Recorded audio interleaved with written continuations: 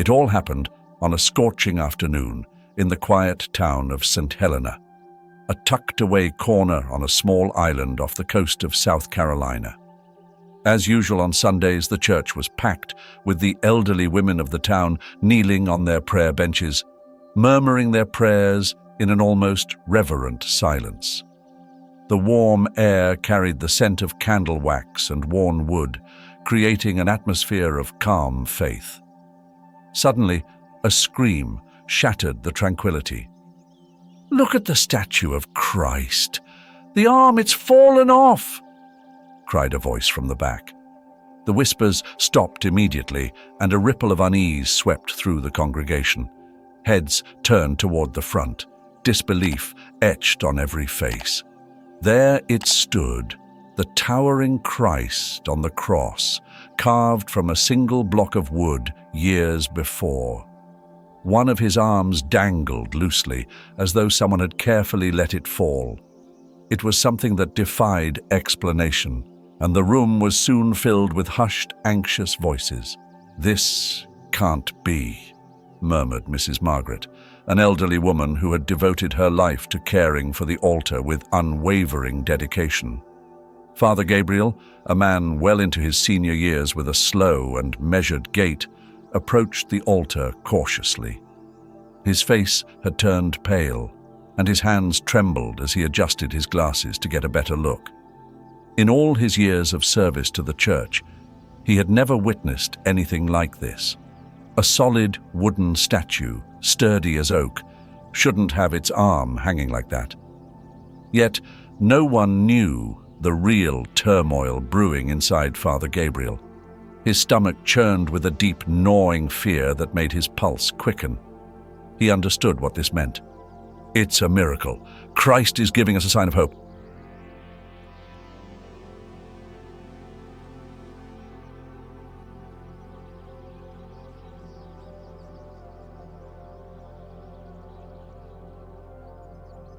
Her eyes alight with excitement. "No, no, this is a bad omen. Something terrible is coming," countered Mr. Henry, crossing his arms, visibly shaken. Meanwhile, the old priest struggled to maintain his composure, though his breathing grew more labored, and his hands, which he tried to steady, trembled uncontrollably. That sign, that dismemberment, he knew exactly what it symbolized, but he couldn't speak the words aloud. To say what he knew would unleash chaos among the faithful. The fear inside him was overwhelming, but he had to keep it hidden. He had no choice but to keep the secret, even as the weight of that knowledge suffocated him more with each passing moment. "Father, what do we do?" a woman asked, breaking the tense silence. Father Gabriel swallowed hard, knowing that with each second that passed, the panic grew closer. But he summoned his courage, and with a voice that quivered yet held firm, he said, "My children, I think it's best we leave the church quietly and peacefully. Let's go in peace. And then we will see what we must do." Confusion washed over the faces of those gathered. Father Gabriel had arrived in the town nearly 30 years ago, back when St. Helena was little more than a scattering of wooden houses, and the townsfolk survived mainly by fishing. He still remembered how, in those early days, he had wandered the island in search of a place to build the church. It was then, at the base of a dormant volcano, that he found a magnificent tree trunk embedded in the mountainside. The trunk stood tall, almost as if it were waiting to be found. "This is the spot," he had murmured then, feeling as if the very earth had spoken to him. Father Gabriel took it as a divine sign. With the help of local carpenters, they decided to carve that very trunk into a statue of Christ on the cross. They worked for weeks, painstakingly sculpting every detail with care and devotion, until the figure was finally complete. It was breathtaking, a masterpiece formed from a single piece of wood, as though Christ himself had been waiting centuries to emerge from within that trunk. The church had stood for generations, simple but full of faith, and over time it became the beating heart of the town. The parishioners admired the statue, and as the years passed, both the church and the town flourished. But now, that very sacred ground, once cradled at the foot of a giant, was under threat. The rumblings, the smoke, and the ominous booms from the volcano had grown more frequent. The peace that once blanketed the town was shattered. Father Gabriel couldn't shake the thought of how the volcano had been dormant for so long, only to now awaken with a fury. People spent hours praying in the church, seeking comfort beneath the stern gaze of the Christ statue, carved by their ancestors. Father Gabriel, though he continued to lead the prayers, couldn't forget the warning from the volcanologists. He knew that faith was the thread holding the town together, but the fear of the looming eruption haunted him day and night. The once solid tree trunk, a symbol of hope, now seemed poised on the edge of an uncertain fate, along with the entire town.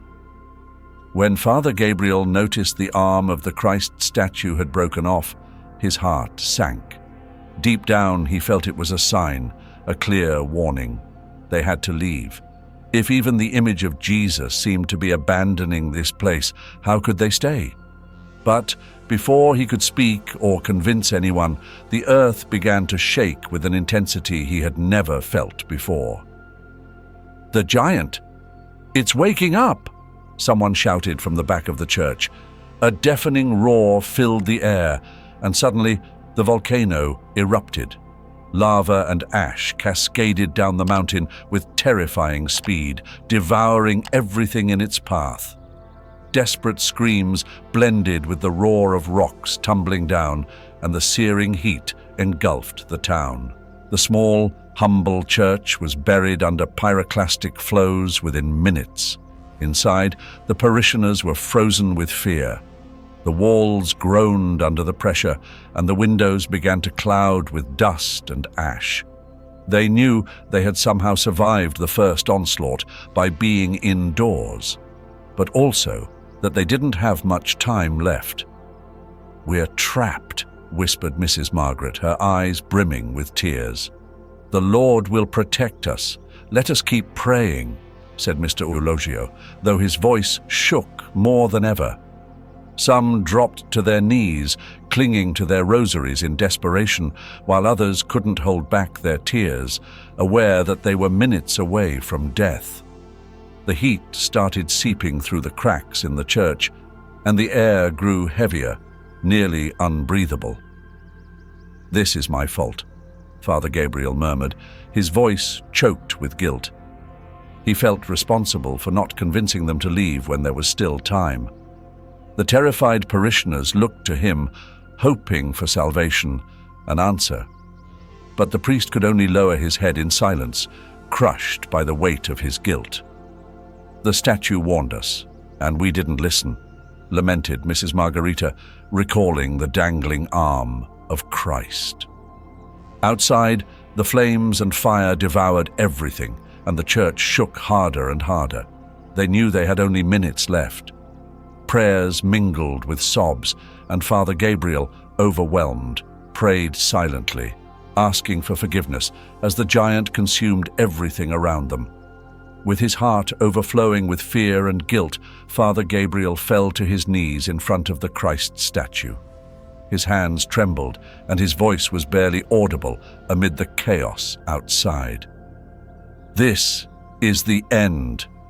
Forgive us, Lord. Let your will be done," he whispered, his eyes closed, his soul broken. The terrified crowd followed his example. They all knelt, clinging to the only thing they had left: faith. Hands clasped in prayer, but the tears wouldn't stop. The heat was suffocating, the walls quaked, and desperate cries filled the air. Suddenly, a shout pierced the whispers of prayer. "Look at the statue! It moved again!" gasped Mrs. Margarita, her eyes wide with terror. Everyone looked up, disbelief etched across their faces. In the dim light, they could just make out how the second arm of the Christ statue had come loose. Now, it dangled completely, as though struggling to free itself from the cross. Fear intensified. It felt like Christ was sending them another warning. But deep down, they all knew it was already too late. Father Gabriel couldn't tear his gaze from the image. His throat tightened, and for the first time, he felt utterly powerless. He had failed. He hadn't been able to protect his people. And now, they were trapped, awaiting the inevitable. At that moment, part of the church's walls gave way under the immense pressure of the molten lava and pyroclastic flows outside. The roof groaned. The stained glass windows shattered, sending shards in every direction. A scorching wind rushed into the sanctuary, snuffing out the few candles that had remained, plunging everyone into pitch-black darkness. The only light came from the inferno outside, consuming everything in its path. The heat was unbearable. The walls trembled, and the congregation knew their end had arrived. Still kneeling before the statue, Father Gabriel squeezed his eyes shut. He could feel the ground beneath him starting to collapse, and amidst the darkness, the thunderous roar of destruction engulfed everything. In those final moments, people watched as the statue of Christ, along with the cross, completely detached from the wall.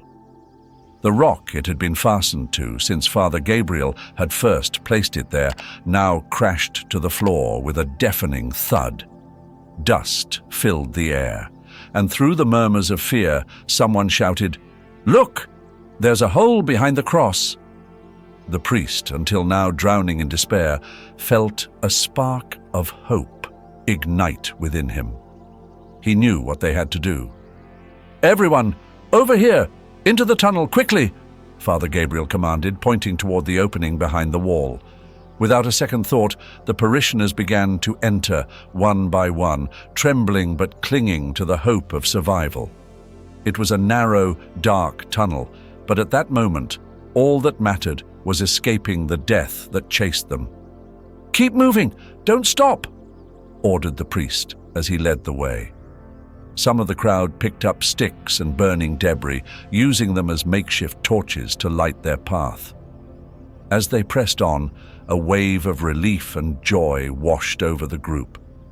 They thanked God for revealing this way out. Cries of happiness echoed through the tunnel. "It's a miracle!" Mrs. Margaret cried, clutching her rosary tightly in her hands. But soon their joy turned to worry. The tunnel was narrow, and many began to wonder if there was really an escape at the end. "What if this leads nowhere?" Mr. Eulogio muttered, his voice shaking. "What if we end up dying down here, suffocating?" The priest tried to reassure them, though his own heart was heavy with doubt. God did not bring us this far to abandon us. "Keep going. Don't give up," he said firmly, refusing to slow his pace. But the tunnel grew tighter, forcing the people to bend and eventually crawl along the ground. In the distance, they could still hear the rumble of the volcano, and the walls trembled ever so slightly. Then, a terrified cry shattered the silence. "The lava! The lava is coming into the tunnel!" Fear seized the crowd once again. The lava was creeping toward them, slow but unstoppable. The heat was becoming more intense with each passing second. "Quick, keep moving!" Father Gabriel shouted, urging everyone forward. "We have to get out of here!" The panic was palpable. The tunnel had become so narrow that they could only crawl through it, inching forward with no end in sight. The lava was drawing nearer, and the suffocating fear gripped them all. They knew this nightmare wasn't over, but with whatever strength remained in their weary bodies, they pressed on, silently praying for another miracle. After what felt like endless moments of dread, Father Gabriel spotted a faint beam of light piercing through a small hole at the far end of the tunnel. His heart raced, and with trembling hands he crawled toward it. That small glimmer of light was their only hope. When he finally reached it, he called back to the others, his voice hoarse from exhaustion. "Give me something, anything to break this rock." One of the parishioners handed him a metal bar they'd found among the rubble, and the priest began pounding at the wall with every ounce of strength he had left. Each strike echoed through the tunnel, mingling with the soft murmurs of the people behind him, still whispering their prayers. Slowly, the hole grew wider. When Father Gabriel had made enough space, he pushed his head through, then his body, and for the first time, inhaled the sweet, fresh air. They were safe. Without hesitation, he turned back and began pulling the others out, one by one. "Come on, let's go, one at a time. We're all getting out of here," he shouted, relief blending with exhaustion. Carefully, he helped each person through the opening. One by one, they emerged from the tunnel, their faces streaked with sweat and dust, but wearing smiles of pure relief. Once outside, they found themselves in an unfamiliar part of the island, a secluded corner where the volcanic wrath had spared them. "We're alive!" Mr. Elogio shouted, throwing his arms toward the sky. Laughter and tears of joy erupted from the group as they followed Father Gabriel's lead. The priest knelt on the ground, his hands raised to the heavens, offering a prayer of thanks. "Thank you, Lord, for guiding us here," he whispered, his voice cracking with emotion. As the hours passed, rescue teams arrived by sea and air, aiding the survivors. Though the village had been ravaged, there was now a glimmer of hope. Weeks later, they returned to rebuild what the volcano had destroyed. But this time, they chose to construct their new village in the safe area where they had found refuge. Father Gabriel's heart swelled with peace when the new church was finally completed. Once again, the sound of Sunday masses filled the air, restoring calm and faith to the community. Life resumed its course, but the priest never stopped thanking the heavens for delivering them all. He would forever remember the light that had guided them through the darkest moment of their lives. If you enjoyed this story, feel free to hit the like button and subscribe to the channel. Your support means the world to us. Until next time, may God bless you all.